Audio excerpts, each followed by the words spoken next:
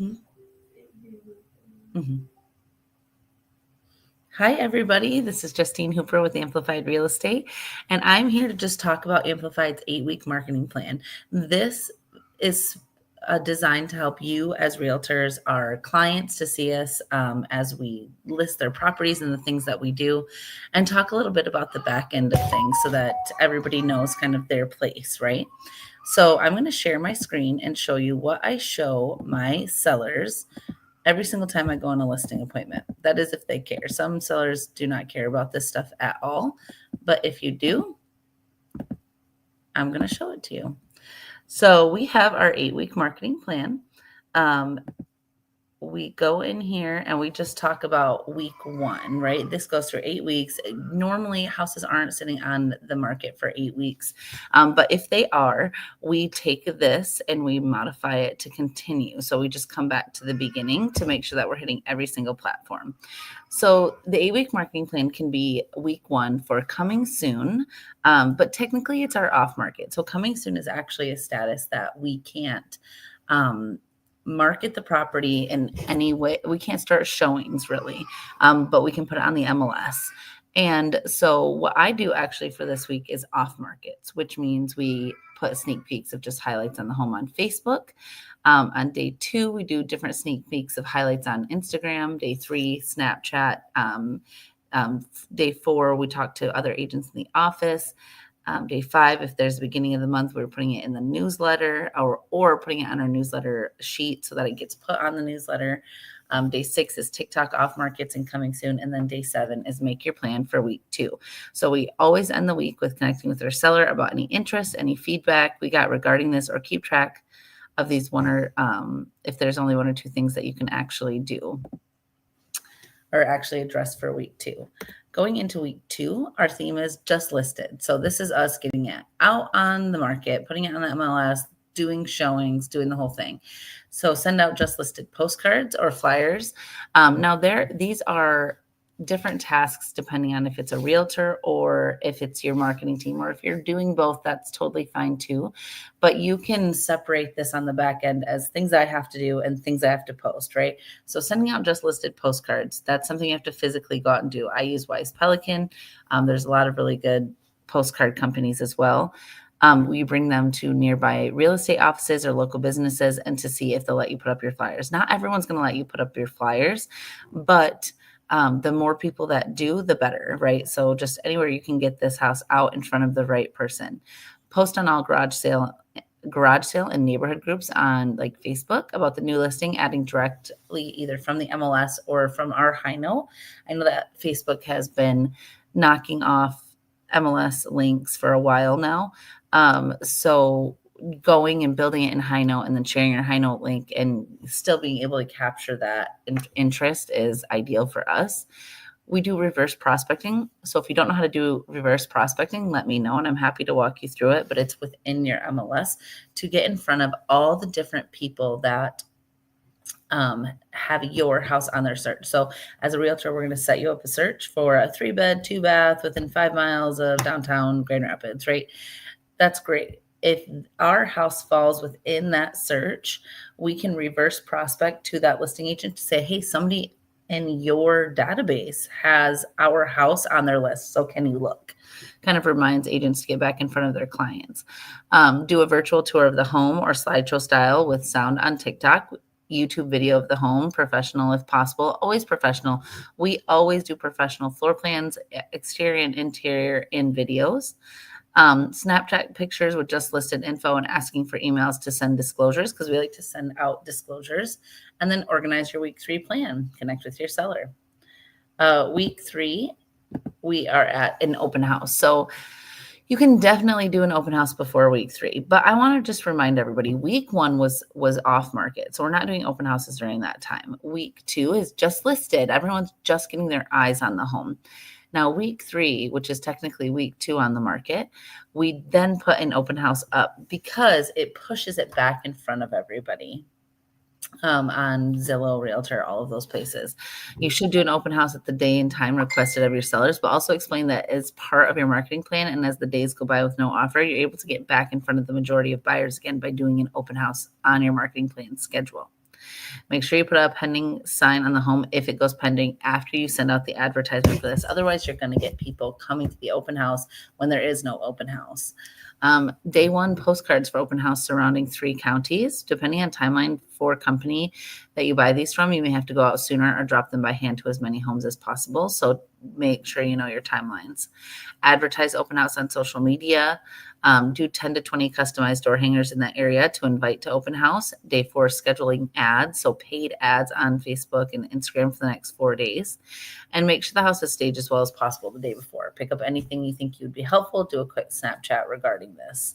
And then day 6 is the open house. Show on TikTok. Get ready for an open house and what all goes into your listing. So TikTok is a really good place for those quick educational videos, and make sure that you capitalize on that. Peak potential seller interest based on how hard you work, and do not forget to follow the open house checklist. So day 7, as always, organizing week 4. Let's talk about everything your seller has fixed or been through, or personal stories about what makes it great. Let's find someone that vibes with the house history. Share the disclosures publicly as well. Just white out names if you need to. But the theme is disclosures. So we're sending out your seller's disclosures via email. So this could just be your seller's disclosures that, your seller fills out, no big deal. Or it could be like, I have 5400 Phyllis Drive in Black River. They have just lists of all of these amazing things that they've done to this property. And so we highlight those little things as well as send those out to people as we send out the disclosures. Day 2, posting on TikTok and YouTube a story of their home. So those particular social media sites love stories. What does it look like from the seller's point of view? So we want positive stories. You can get this up front and just first person record your voice for that video if that's what you need to do. Day 3 on Instagram, talk about everything that's been fixed and why. So quick, very visual on Instagram. Day 4, post on your business pages the updated items that add value where there was none before. So that's talking like if you are redoing, flooring, let's just say, that's really good and it can get you more money. However, if you renovated a kitchen, that's what we're trying to talk about on day 4, right? There was value where there was none before. Or if there is now a pole barn and there wasn't a pole barn. Day 5, go to all the local sites in the area and share the images of disclosures and any updates that were done since then. Talk about any inspections that went well recently too. So you could do a seller inspection. You could do, share your buyer's inspections. You could talk about something that, you had a vendor's, well and septic person come out and everything went really well for your sellers. Day 6, go back to the showing request and send out any updates that have been made since it's been listed, if any. If not, let them know you are 48 hours from a price drop if seller says it's okay. Then day 7, organize for week 5. So we're going to connect with our seller this week. About feedback regarding repairs. Make sure their concerns are being addressed as well with any showings or your marketing. Ask your client, is what I'm doing good for you, or is there anything else that you need from me? Because even though we have 8 weeks of this and we try to encompass everything, everybody has very specific, every seller, I would say, and buyer too, have very specific thought processes on what they feel like their home should look like when it's sold or what we should be doing. So talk about it. Just because you know that you have a plan doesn't mean that your plan aligns with your seller. And the best thing you can do is align with your seller. Week 5, if you started at the beginning of the month, this is where the next newsletter comes in. Let's talk price drops or buyer agent bonuses. And if so, then we can do the marketing at this point as motivated before price drop. If there are good comments, share those. So if there's good comments from your feedback, share those with your seller, share it with your marketing team. Day 1, update newsletter with the new price coming soon and best features. Use feedback to determine that.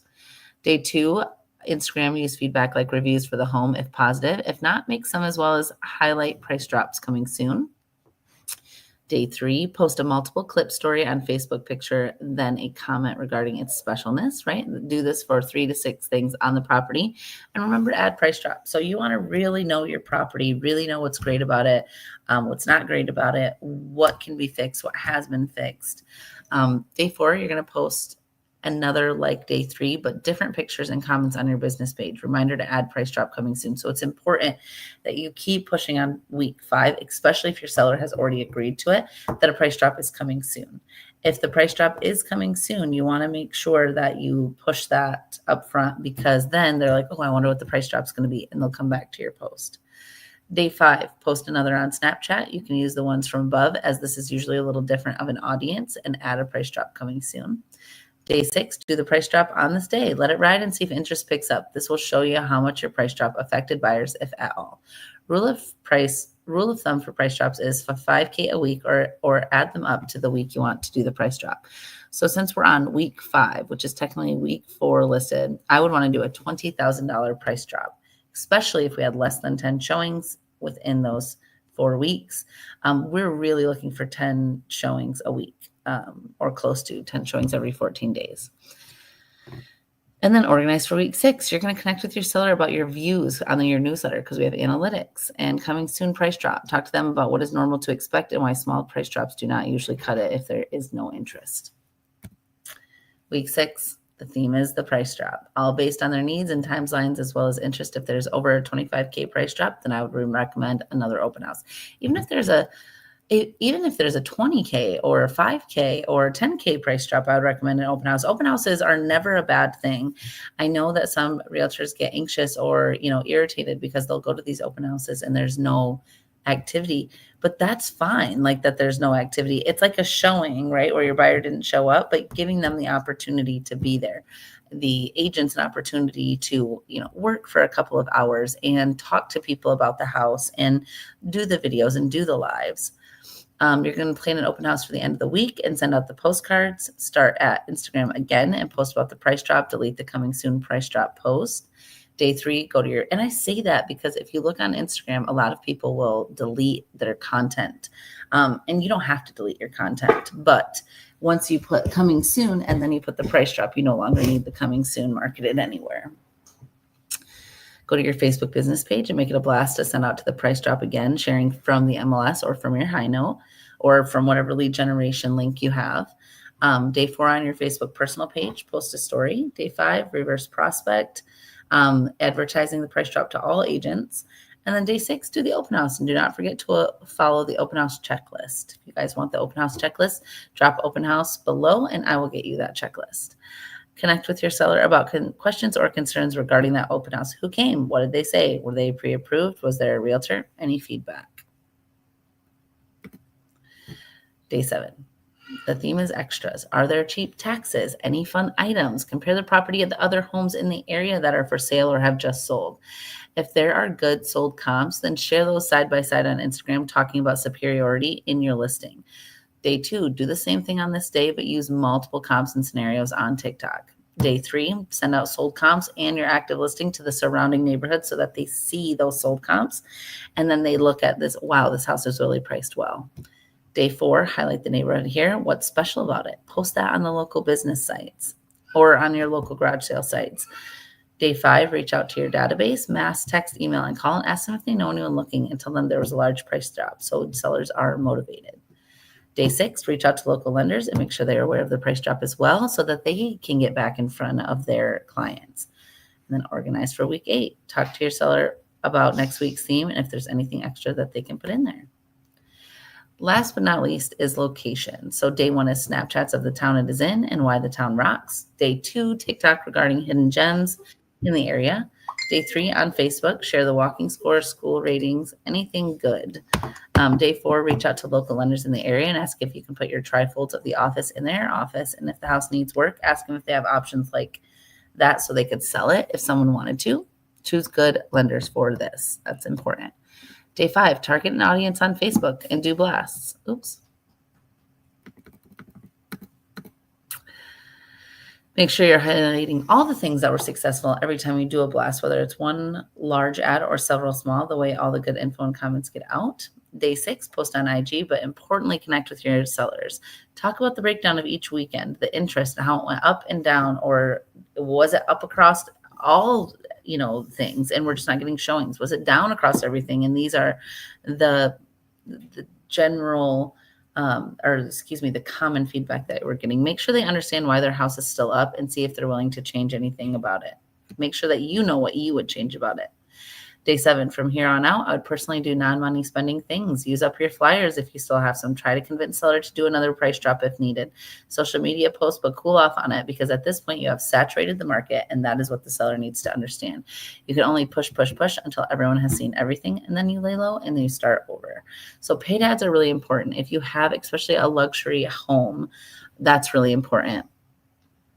You can make sure that you push it out to the big cities, right? New York, Florida, YouTube, right? Or YouTube, LA, right? All of them, in Chicago. We get people from there all the time coming to our lakes, coming to our area. So make sure that you are pushing it to the right areas, not just your small little area. So start local, then do counties, then do states. Hope everyone learned something today.